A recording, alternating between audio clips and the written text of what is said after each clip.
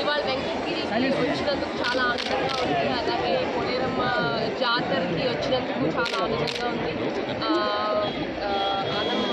రామనారాయణ రెడ్డి గారు నన్ను ఎప్పటి నుంచో పిలుస్తూ ఉంటారు. నేను 2016లో నా ఒలింపిక్స్ అయిన తర్వాత వచ్చాను, మళ్ళీ ఇవాళ వచ్చాను. సో చాలా ఆనందంగా ఉంది. అలాగే ఆశీస్సులు తీసుకున్నాను.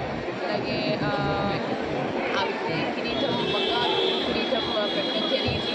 సో ఇవాళ వచ్చి తీసుకున్నందుకు చాలా ఆనందంగా ఉంది. అలాగే సార్కి చాలా థ్యాంక్స్ చెప్తాను.